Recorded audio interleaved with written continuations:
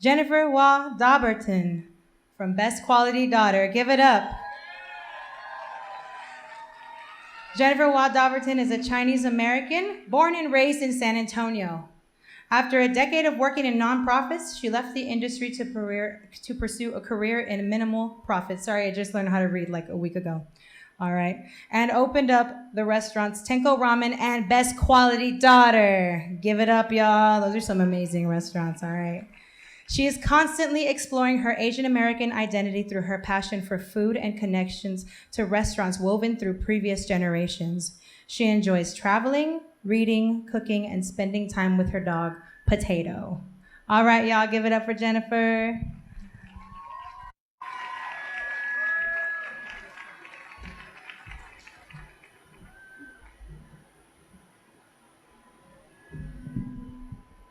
Hello. All right, this is for my parents. They're two of the hardest working people I know.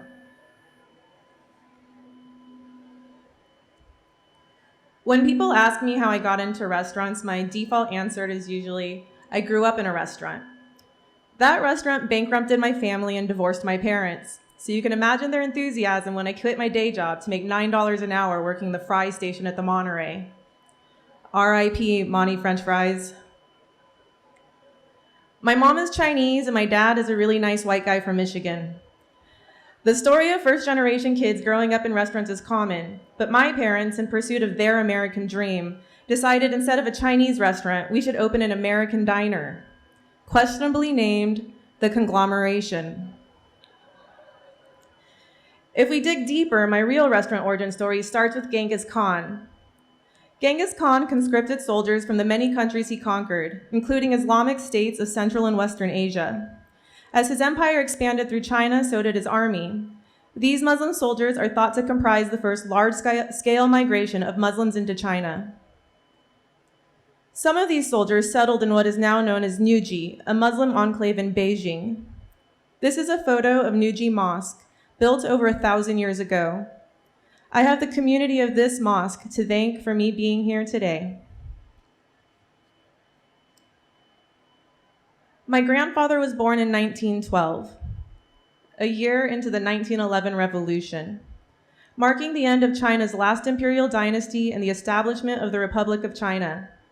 The revolution culminated a decade of unrest, and somewhere along the way, my grandfather was orphaned on Nuji Street as a small child.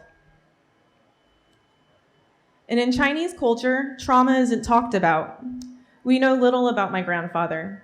He never went to school, and he never learned to read or write.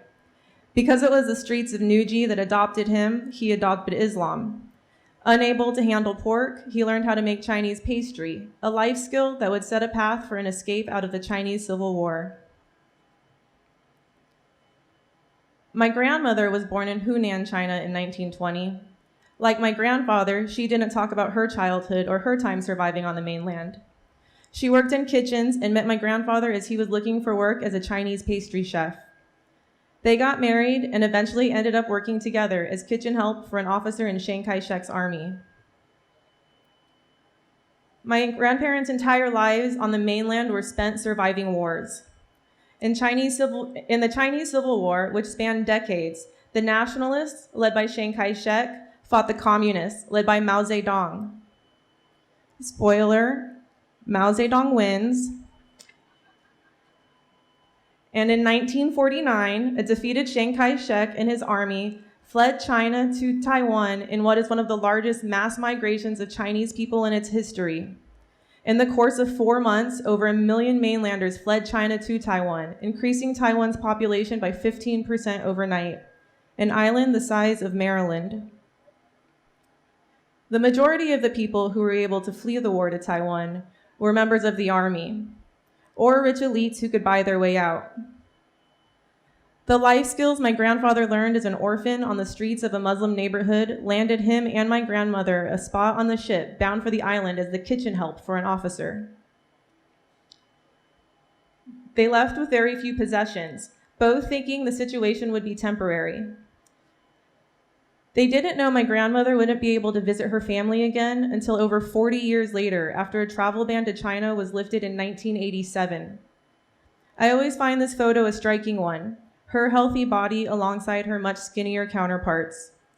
And of course, her visit centered around a meal. All the eggs a woman will ever carry form in her ovaries while she is a fetus in the womb of her mother. My mother was born in Taipei in 1953. Here, I reach for a connection to my grandmother, who is so far from me in so many ways, and I want to believe she nourished me in her womb. This is the oldest picture of my mom and her dad, in front of the restaurant she grew up in. Her and her family lived in a room in the back. They sold Taiwanese breakfast, specializing in scallion pancakes, sesame flatbreads, and salted soy milk. Certified to cook halal food, their restaurant stayed afloat with customers from the nearby mosque. And in 1973, my mom married an American she met in Taiwan and moved to the US when she was 19. She spoke very little English, and her first job in San Antonio was at the original Golden Walk, working as a cook in the kitchen. And now let's all take a moment to recognize how much of a babe my mom is.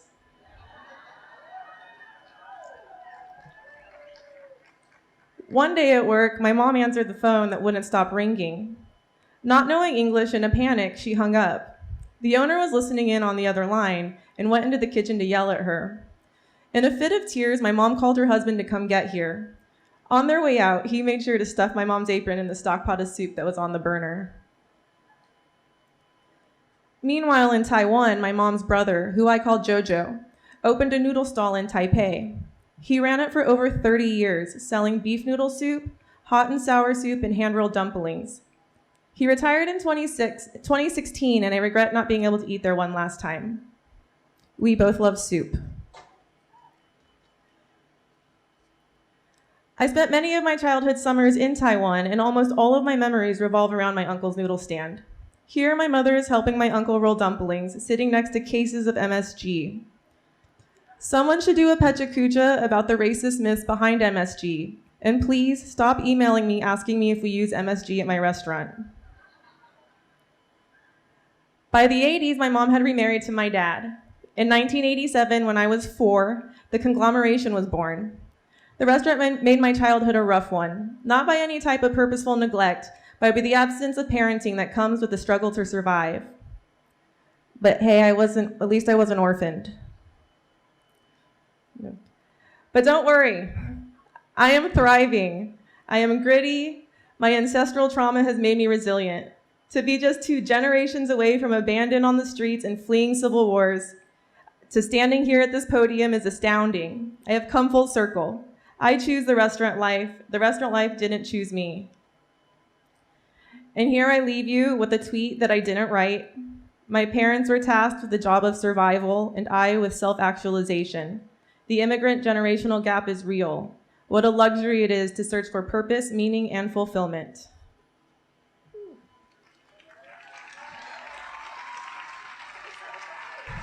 All right, everybody give it up for Jennifer, everybody!